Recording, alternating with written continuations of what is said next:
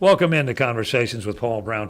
Our guest is Kevin McBride. He's the Director of Military and Government Liaison with the Greenville Health System. What he and the hospital and others are doing to help our veterans is basically the story that we're going to be sharing with you today. Did the military play an important part in your growing up years?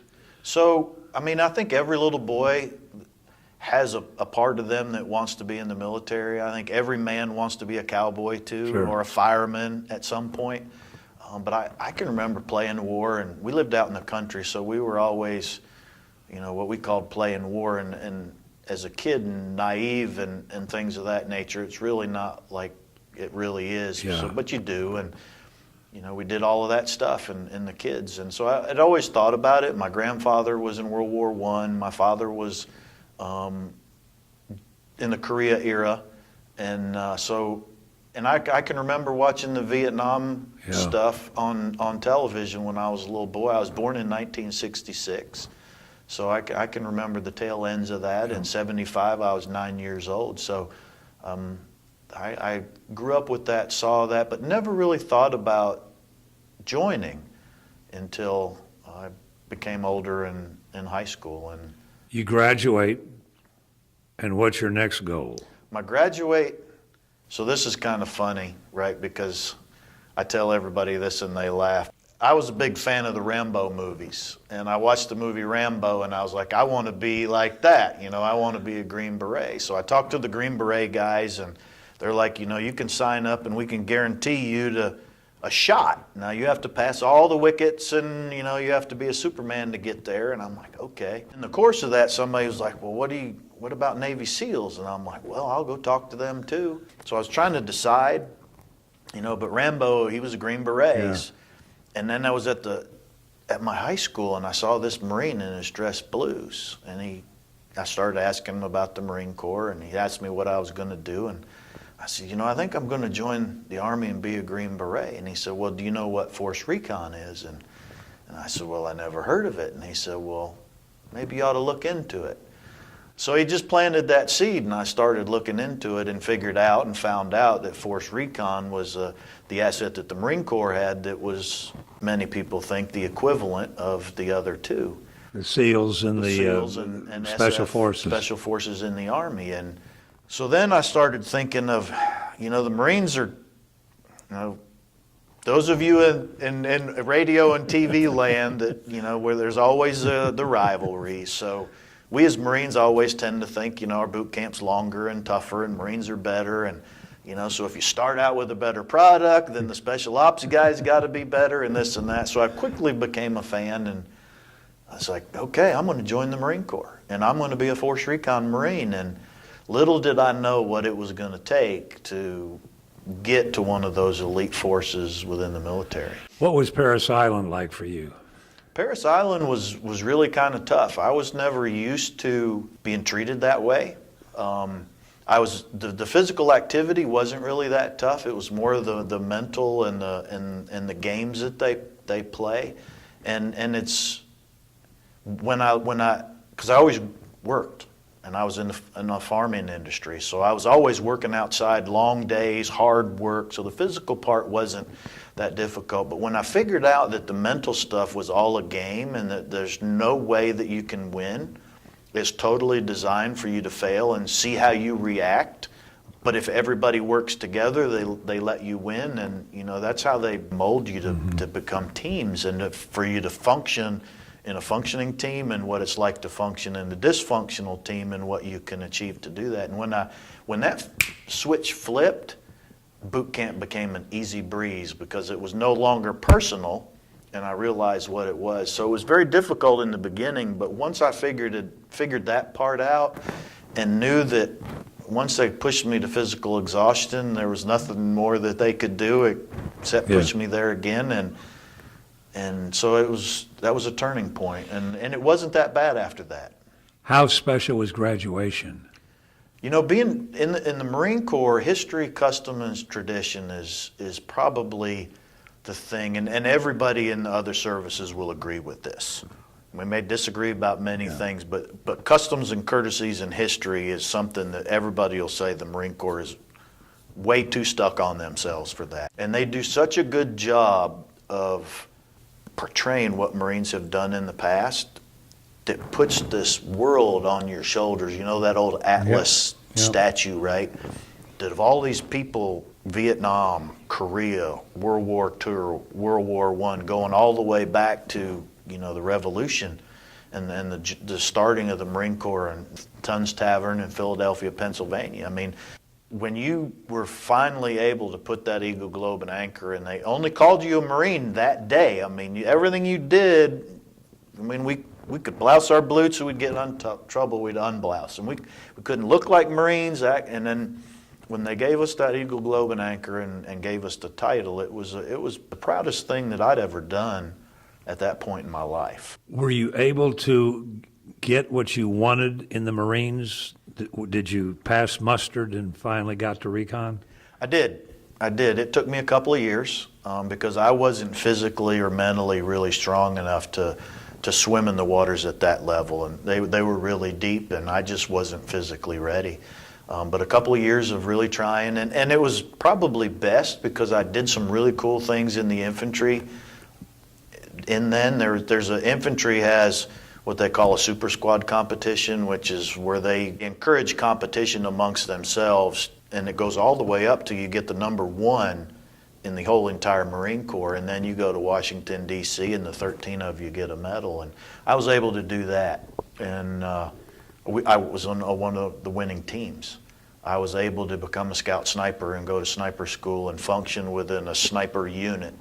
So all of these things were benchmarks and steps that prepared me mentally, physically, work-wise, skillcraft in order. And then I took the Force Reconnaissance INDOC and passed it and was there for, you know, many years after that. And I got to do all the fun and cool stuff. I got to do the training. I've got to exit out of aircraft from high altitudes and low openings. I was a combat diver in the Marine Corps too. So I got to wear the trinkets that were known, like a SEAL wears a trident, an Army Special Forces guy wears, you know, his green beret. But in the Marine Corps, if you wear the Navy gold parachute insignia and the scuba bubble together, kind of is the symbol of Force Reconnaissance. And then later there was some things within that I'm very proud of too that I really can't discuss. You ended up spending how long in the Marines? I ended up spending 6 years on active duty, and then I retired after 23 in the reserve and inactive reserve in 2008. Our guest is Kevin McBride. He is the Director of Military and Government Liaison, the office there at the Greenville Health System. And when we come back, we're going to continue our conversation with him.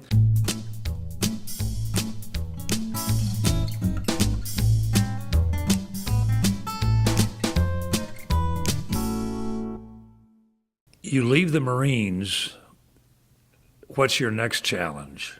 So the next challenge is what really helps me identify where I want to be and what space I want to operate in today. So I was used to being in a really elite unit. We were always training for the next whatever it was, or the next school, or the next deployment, or the next opportunity, and good was never good enough. We were always trying to amp our game. And my whole life I lived in this really structured environment, you know, from my parents to the Marine Corps to everything. And now I found myself in this void, and I was all by myself. And I had a real hard time at Greenville Tech. We moved to Greenville, South Carolina. I had a few close friends here, so I would come here on the weekends and realize Greenville was a neat place. How did you meet your wife? Oh, that came years later. I thought that I had it all planned out. I was going to get out of the Marine Corps. I was going to move to Greenville. I was going to get my 2 years of education lined up. I was going to work with the FBI and be on their SWAT team. I was going to marry this woman and have the white picket fence. But that was in 1991. I didn't meet her until 1999. How did that happen? It was a blind date. It was a blind date. Now, mind you, it's kind of a funny story, and I'll try to get through it really quickly. I'd never had a serious relationship really in my life, and what I constitute that is, you know, more than a month or two. Okay.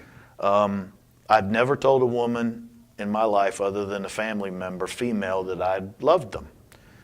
So I got introduced to this woman named Jane Nolan, and we went on a blind date to a Carolina Panthers game, and it never ended.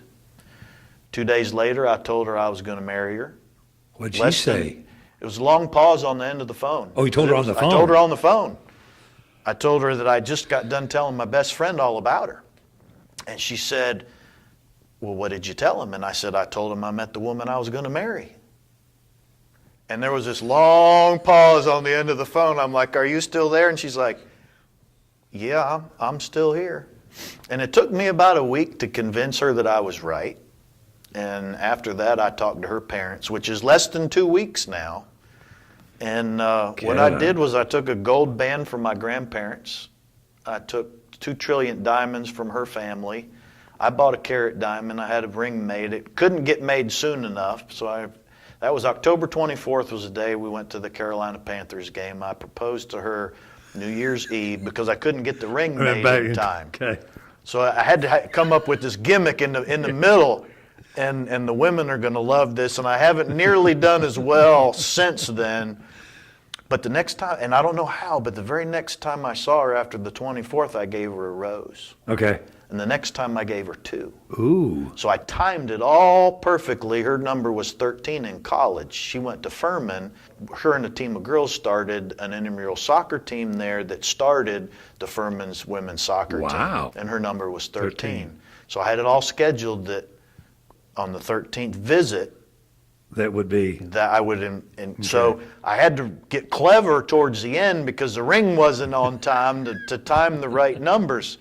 So when I showed up with, a dozen roses, we went out to dinner, and when she got the 13th rose, which had the ring in the middle of it, and we were married in September, less than a year from when we met, and next year we had 1 child, the next year we had another, and the next year we had another, and a dog in between there, and we're in our 18th year now. As a former Marine who did what you did, how difficult was it to find the perfect gal, which sounds to me like you did? I had in my mind the kind of woman that I wanted to marry, and I was just not going to settle for that. And the kind of woman I had in my mind was someone that was way out of my league, really a beautiful woman, a talented woman, a woman that could carry on if something happened to me, strong enough, that's career that could pick up the pieces, and I did.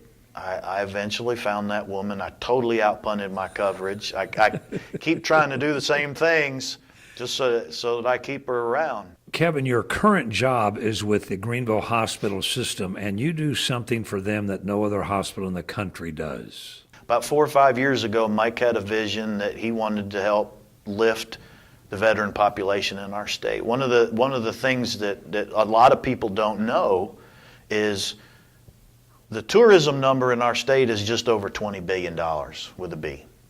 The military impact, and I help with, I'm on the advisory board for the governor's military-based task force. They did an economic study last year. And the economic impact for the military, and that's retirees, that's insurance, that's military contracts, that's bases, within South Carolina is $24 billion. So yes, that's what I said. Tourism was 20. The impact of the military is $24 billion, right? We've got 22 veterans committing suicide a day. The VA is doing a great job. VA does more than anybody else to take care of our veterans, but they've got some things that they need some help with. So my job is to work with the hospital to try to help raise the tide so all boats get lifted. Clemson University right now is on a quest to become the most military-friendly college in the country. The military-based task force is on a quest to become the most military-friendly state in the country. I think that what I do with the Greenville Health System, and I work with both of those. I'm on the military committee for Clemson in their Military Appreciation Day game, and I think I'm going to be involved from a GHS perspective and also an Upstate War Solution perspective, which is another hat that I wear to help them with their goal to be the number one. And the military base task force to be the number one most military-friendly state. Taking care of health care is a big piece of making both of those things happen. And collectively, imagine what we can do in our state if we can raise the level of of healthcare. You have a hospital system that can work with the VA and raise their hospital health. You've got an Upstate Warrior solution that takes care of human services, which are other needs. The preliminary tests have already, and studies have been done, that the communities that have an Upstate Warrior solution type organization have a lower suicide rate. The University of Alabama has picked 7 communities that have a human services organization that helps veterans. Now understand that the Greenville Health System is toe-to-toe, shoulder-to-shoulder in all of this, which is one thing that's unique. The human service organization, no, but the hospital piece, yes. So they've identified 7 that have a human services organization and 7 that don't, that are very like, and we're about to embark on a 4-5 year study to prove that just the fact of having that organization that has the resources there is doing the things beforehand that prevents some suicides from happening. The young men and young women that are coming back to the Upstate after serving in the military and are calling this home, it seems to me that we have a leg up on some other communities that aren't providing these services to help these kids get back into a healthy environment and continue with their lives after serving their country. I think there's no question about that. I think that, well, first of all, there's about, between VA and census and all the data that we've collected collectively, we think there's about 115,000 veterans in the upstate of South Carolina. What I'm calling the upstate are the 5 counties. Right. The Spartanburg, Greenville, Anderson, Oconee, and Pickens County. Okay? So that's 115,000. We're a huge patriotic state to begin with. The upstate corner is probably leading the way on that. The Greenville Health System sponsors a big event at Lake Kiowee every year called Honoring Their Service. And they bring active duty Marines up from Camp Lejeune. Upstate Warrior Solution brings 10 local Marines that have been discharged for wounds that they've received on the battlefield. And the Greenville Health System provides, with the Roger C. Peace, or Recreation Rehabilitation Group, a week of respite out at Lake Kiowee. And I have been fortunate enough and disfortunate enough. I was alone in my truck doing it, so thank God that I was alone. But they leave Red Owens Field and Easley, and there's a Jeep caravan led by the Patriot Guard, and at the peak, 500 motorcycles show up. On Red Owens Field, when you hear 500 Harley Davidsons fire up, like it. There is nothing like it. I'm telling you, it makes the hair on your arms stand up, and it makes your heartbeat prouder. But when traveling that route, the thousands of people that line the street because they know that the Marines are coming to town to go out to Lake Kiowee, and the fire trucks and the flags on the overpasses and the people that are coming your way. I'm getting goosebumps just now talking about it. Stop and pull over. People in wheelchairs on the side of the road that stand up. I mean, the stuff you see on TV happens right here in our community. So when you say, are there things happening here and legs up, there's no question about that.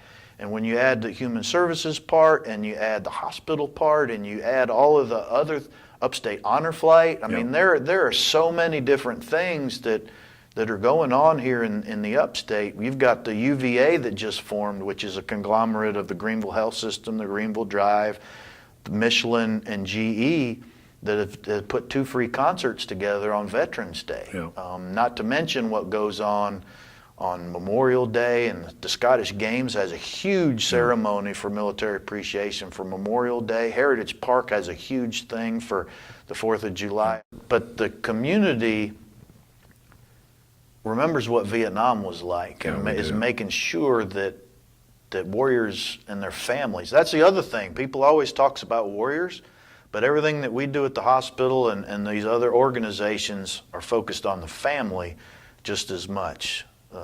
Could be argued that the family sacrifices more than the warrior does. Well, we want to thank you, Kevin McBride, for your service to your country and what you're doing, continuing to do to help our veterans in the Upstate. Thank you, sir. You're welcome. Our guest has been Kevin McBride, who is the Director of Military and Government Liaison with the Greenville Health System. We want to thank him for his time, and we want to thank each of you for tuning in and invite you to be back with us next week, same time, for our next edition of Conversations with Paul Brown. Until then, take care, everybody.